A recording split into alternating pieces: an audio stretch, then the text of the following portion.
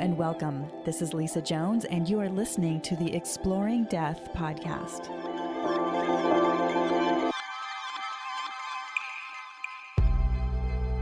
Welcome to the Exploring Death podcast. I'm Lisa Jones, your host, and today I have with me Scott Lawler. Scott is an ambient artist who has been recording since 2013. His music has been described as celestial, evocative, penetrating, and after the tragic loss of his brother in 2017, he needed an exploratory way to move through his grief. As a result, his music subtly changed and became more heart-centered, exploring the emotions of love and loss, as well as the profound connection between our world and that of spirit. Welcome, Scott. Thank you for having me on the program.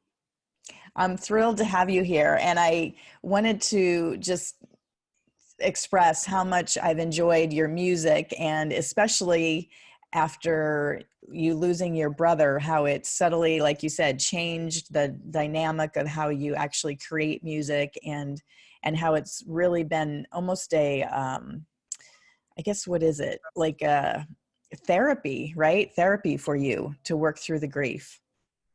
Yeah, I would say therapy. I would say that the mechanics of how I write my music haven't changed so much as just some subtle, they're almost undefined things that I can't really put in words, but it just seems like my music is a little different now than it used to be.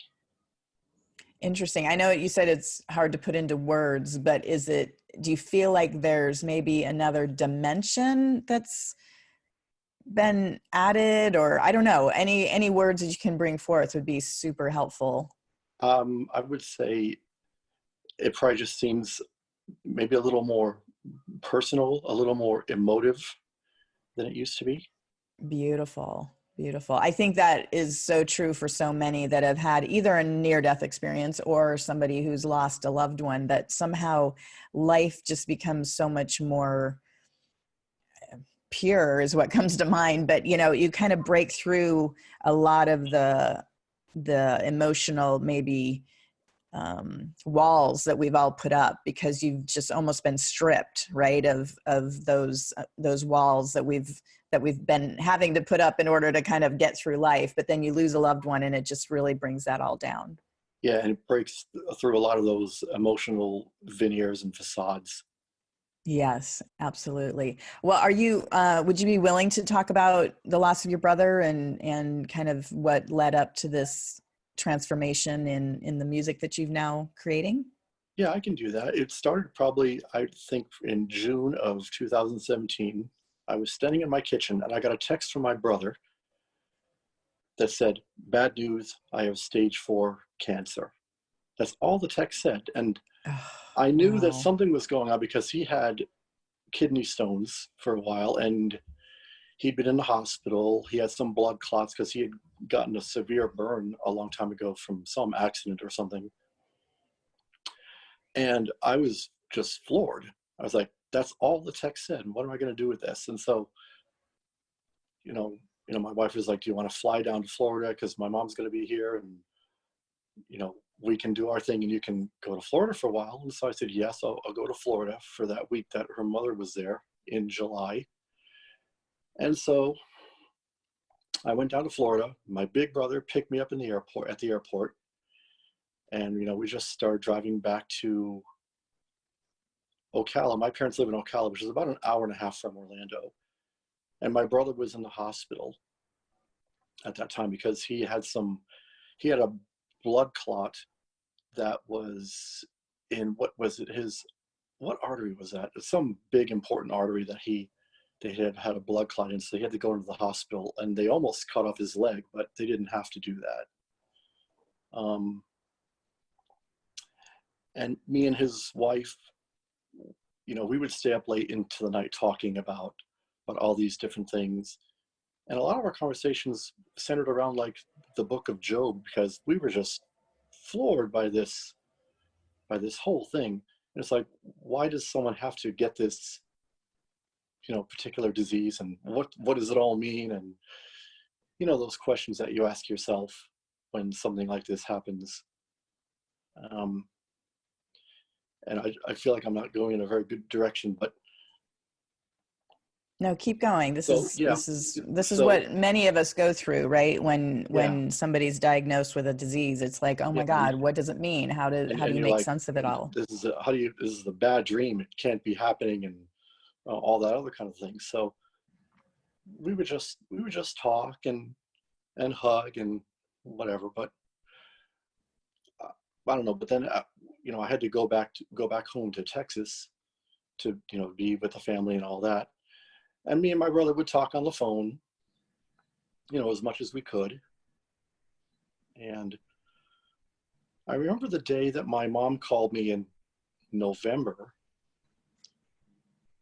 Oh, wait, I should back up. Before that, after I got back, I wrote an album called "Look Unto the Heavens," which was a benefit album to help raise money for him and his family to beat cancer, because they thought they could beat this, and he could be okay, because they were looking into taking out his kidney, because he could survive with one kidney. That's not a big deal. I mean, it's a big deal, but it can work. Right. Mm-hmm. But the cancer had spread to his adrenal glands and to his lymph nodes, and I think it was his lungs. And so, eventually, after a little while, he decided not to have any more treatments. He didn't go through chemo, but he went through like one phase of immunotherapy. And I don't know what the big differences between like immunotherapy, chemotherapy, and radiation are. But because of his diabetes, and he had some wounds and things that weren't healing very well, he just wasn't a good candidate to continue a lot of that treatment. And he didn't want any more prodding and poking and testing. So he just said, call in hospice. And everyone thinks hospice means that that's the end, but it doesn't. It just means that you have another support system around I you. totally agree with you. I just Yeah. have to chime in about hospice because I do think a lot of people have the misconception that hospice is basically giving up. And not only to me is it not giving up, but it's really allowing a support team to come in and help not only the patient, but also the family. And it's such an amazing support system. And granted, there are different hospices. They're all not the same, but for the most Mhm. part, I've heard really wonderful things about hospice. Yeah. So, it doesn't mean it's the end. It just means you have that support. And in November, I got a call from my mother. It was on November 7th. It was probably sometime in the morning, about 10 or 11 o'clock. She called and said Joe wasn't waking up. And Yeah, oh, just take a moment here. Let's just breathe. Let's just take an inhale. Wow, it can be so emotional just, recalling these memories, especially when we don't fully process them in the well, time. They so can just come back like a wave. yeah, and that's what it does. And it's only been a couple of years anyway.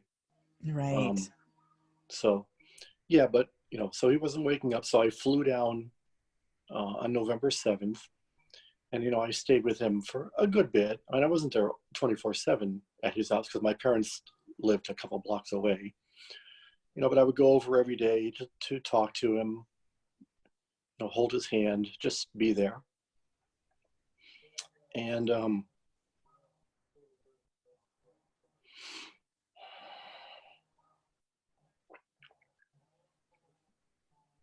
it was like 9 days later, on the 16th, he was gone. Wow. It was like 11 months from when he got the well, the diagnosis. I don't know if the cancer diagnosis was 11 months earlier, but I know I only heard about it like in June. Right. But he must have had it for a while longer. And I don't know how many people just stage 4 is that's just what they find out, or I mean, I'm sure it goes through all the stages before it gets to that point. I don't know much about all this, but it was really hard. And so I wrote the album Transition after I got back from the funeral as a way to channel some of my emotions and express, everything that was going on. And the, I don't know, it was just a very, very profound time. I remember a couple of really heart-wrenching moments in those times when I was in Florida. I remember, my sister-in-law and I were talking, and she said, my kid asked, if my dad was going to die. Yeah. And that just ripped out my heart. Yeah, that is really, so heartbreaking. I remember having to tell my children that there was nothing more the doctors could do for my husband, and my son at the time was 8, and he just started screaming, and he's like, call the doctor, get a new doctor, you got to save my daddy. And it was definitely one of the most heartbreaking moments to have to talk to your kids about them losing, one of their parents. And and when they're that young too, I mean, your husband was in his 40s, I think. Yes, he was 44 when he died. Yeah, my brother was 46. He was like, he was going to be 47 in like a month. Wow. A month before he died. And this was like a week before Thanksgiving. Oh, so that puts a whole new thing on the holidays. So yeah, I use my music to channel a lot of that energy, and that helps as therapy to work with that. And other people have said that they've been impacted by these albums as well. So that's a bonus. Absolutely. Right. To be able to use your own pain and anguish and, like you said, channel that music, and then for others to be able to pick up on that emotion or that connection.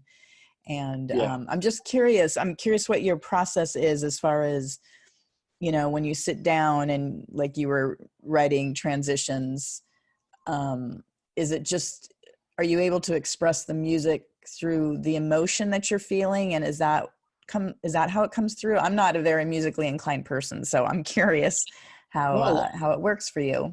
Well, a lot of times when I just sit at the keyboard and I just start playing. I don't do a lot of rehearsing. I just improvise whatever is happening. And the titles usually don't. Well, with transition, I use specific instruments on my keyboard. Like the first track, Sacred Ground. I wanted to demonstrate the sense of serenity and I guess sacredness of what his house was like during that time, because it was very quiet, except when he rang the doorbell and the dog barked. I wanted to use the organ as the instrument to convey the sacredness and the solemnity of that environment, the environment that he was going to be in as he made his transition. And each of these tracks has a story behind it. And the second track on the album was written because one day when my mom was over there at the house with my brother, she thought she heard some voices, or she thought she heard a TV, something muffled in the other room. And so she went out to the other room, and there was no TV on, but she kept hearing these voices. And she would later tell me that the voices she heard, she thought were the angels telling her that they were ready for him. That's beautiful. And, I never really asked her much about that. Like, I never asked her, did she have any, spiritual experiences during those few moments or whatever it was. It's angels. What happens? How do you experience that? And what about you? Did you have any spiritual experiences during that? I mean, any? Well, I had something, because one day I was sitting over there next to my brother's hospital bed, and I was just I was holding his hand, and we were just being quiet because he wasn't, by that time, he wasn't really talking very much.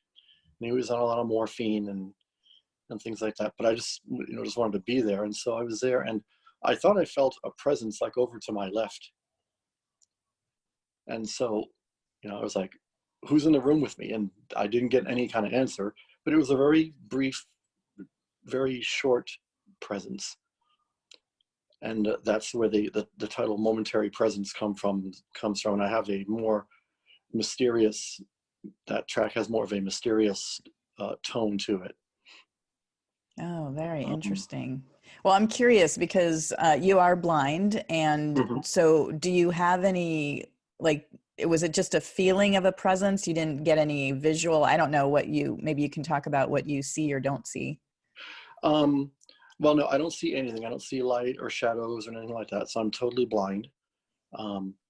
So yeah, the presence that I felt was just more of a, like, you know how when you can tell that someone's standing next to you because there's a different sound. Mm-hmm. Because when there's an object next to you, it what's the word I want to use?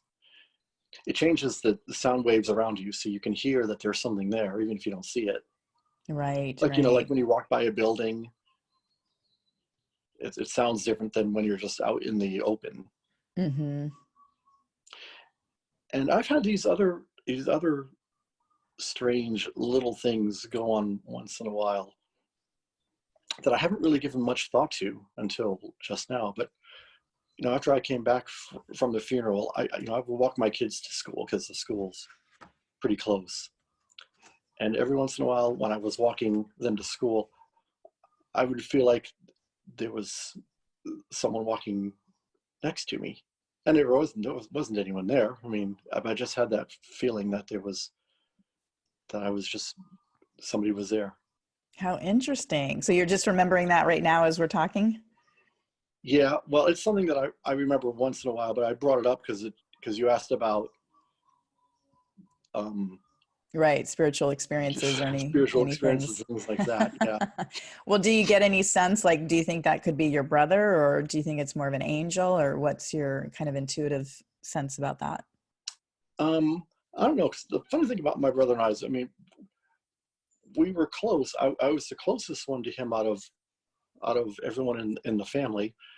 But even then, we weren't like real close, twins or anything like that. But we would talk on the phone. See, I lived in Texas, they live in Florida, so I didn't really get to see them a whole lot. But we would talk on the phone, and every couple of weeks maybe. And near the end of it, I would try to call him and talk to him more.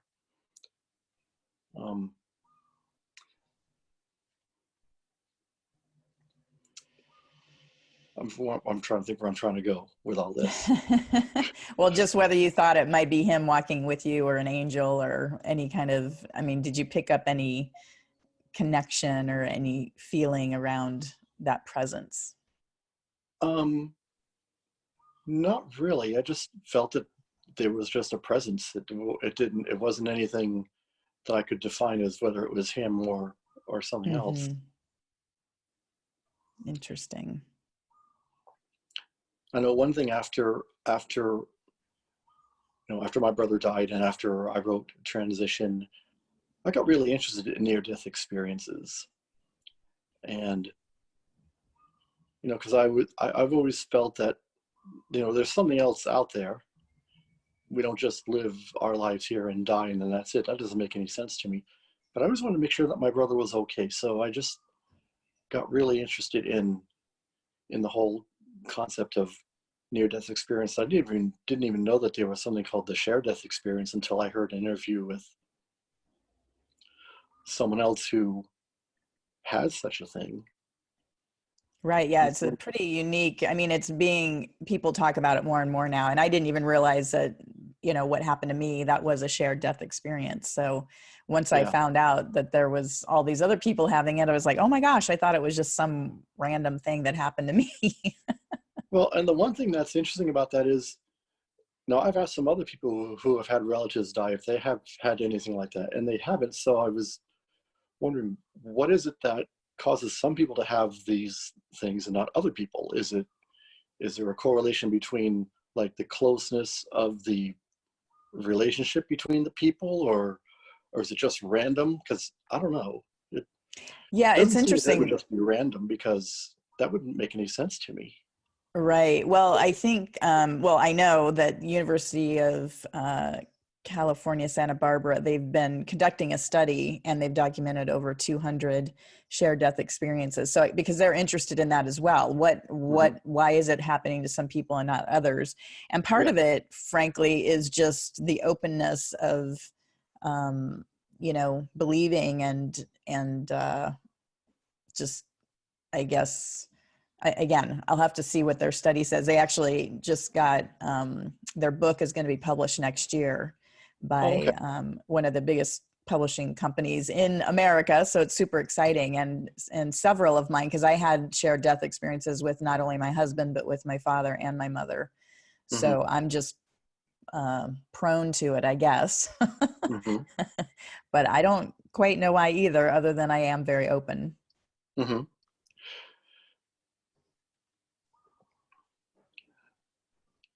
Let's see. I So was. anyway, yeah, go ahead. I didn't mean to get you off track there, but That's okay. Um, but yeah, so as far as the music then, do you find, like, if you are having a difficult time, do you listen to your own music, or do you find just creating new music, really kind of helps you through those difficult times of grief? Usually, I find that just creating new music helps a lot of times, because part of it is the act of just playing and improvising. There's something about just playing at the keyboard that's therapeutic for me. Right. It always has been. I mean, I've always been into music and playing the piano and stuff like that. Beautiful. And I know you started in 2013. What did you do prior to that? What was your calling? Well, I actually started writing music back in the 90s, like the early 90s. And I was in graduate school at the time, getting a degree in counseling, but I dropped out after a year because it was just too soon for me to go to graduate school right after college. Mm-hmm. And so I picked up a keyboard and I just started playing. And I toured around the Akron, Ohio area for a while, playing different coffee shops and restaurants and things like that. And then when I moved to Florida in 1999, I didn't play keyboards for about 12 or 13 years because I couldn't find anything I wanted that was accessible. And a lot of these new keyboards have touch screens, and those aren't very easy for me to work with. And so, I got married in 2004, and at the time, her son was 6, so I was like the stay home. I'm the stay at home dad who writes music for horror movies. That's the job description that she gives. So I'll go with that. Oh my Um, gosh. yeah, but it wasn't until 2013 that I decided to just get back into writing music, because I found a keyboard on Craigslist, an old Ensoniq TS12 that actually had a floppy disk drive that held some of the sounds. Those like old technology from the 90s. Right. Yeah, I remember those floppy disks. That's Yep, the hilarious. floppy disk drive. So I had one of those, and I played with that for a while. And I discovered some different software programs that can manipulate sound and those kinds of things. So I just took off and started writing and experimenting and submitting things to different internet labels for the first couple of years until I established my Bandcamp page in 2015. And then from there, I just kept going. And here I am, Wonderful. And here you are. That's still great. playing music, still recording. I just wrote something else that I'm trying to find some artwork for. So Great. we'll see when that's going to be released.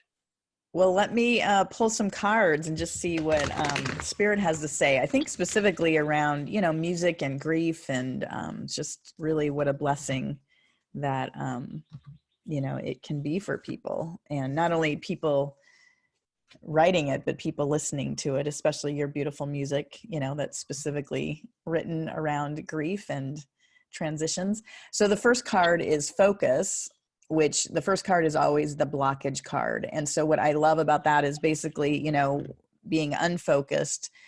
I feel like music is a way to bring your focus together, that, when you're feeling that grief and you're kind of scattered and not, you're just feeling frazzled and undone. And so music is a wonderful way to bring focus back to your being.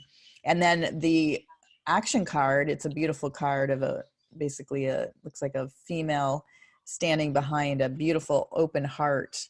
And what I just love, opening, basically the music is opening your heart. It's opening a place within you that you can connect not only to your loved one, but to the divine, to the all that is, to the oneness. And that music truly is a gift from, all that is, that oneness that brings us all together. Yeah. And hopefully it's a gift to other people too. Yeah, exactly. Yeah. And then the outcome card, which it's just absolutely perfect, is silence. And I think, again, what's coming to me about that is, especially with the music, is that by allowing yourself to really fall into that music, allowing it to open your heart, it allows your thinking mind to go into silence, and so that you can be held and cradled and loved and nurtured by the music. And wow, my whole body is chilling as I say that, which is always a sign of truth. And I think your music, especially when it's written from that almost channeled expression of your loss, is such a gift to humanity, to those that are also grieving, because you're tapping into something bigger than just notes on a keyboard, that you're tapping into that divine wisdom of nurturing and loving people that are grieving. Mm-hmm.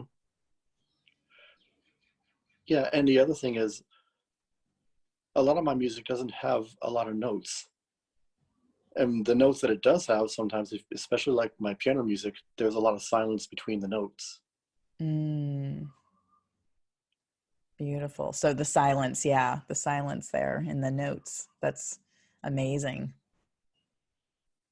Yeah, so much happens in that silence, right? Between our thoughts and between notes. Yep, and there's a lot going on there. Absolutely. Wow. Well, so where can people find you? What is your Bandcamp link, and also, or any other way you'd like, if people would want to reach out to you? And of course, we'll have all this on my website, but it's always nice to speak it, so if people are listening, they can write it down, or they just go to it. It's https:// Lawler. That's SCOTTLAWLOR.bandcamp, BANDCAMP.com. Fantastic. And off of my Bandcamp, you'll find a link to my YouTube channel, which isn't updated as much as it probably should be. And my Facebook page, which I try to update more than my YouTube, and my Spotify page, which I don't even know how much music is on there. But anyway, there's some other ways to find me too there. Oh, wonderful. Well, I so appreciate your time, Scott, today. And I love especially your vulnerability and sharing your open heart and your grief. And I know that it's still fresh, losing your brother. And, it's a real testament to be able to share this with people. And I just so appreciate that. Well, I appreciate you allowing me to be on your program. I really enjoy your podcast. Well, thank you. Thank you so much. Thank you for listening to the Exploring Death podcast. This podcast is for entertainment purposes only. Before you make any financial or legal decisions, consult a professional. This show is copyrighted by Exploring Death. Written permission must be granted before syndication or rebroadcasting.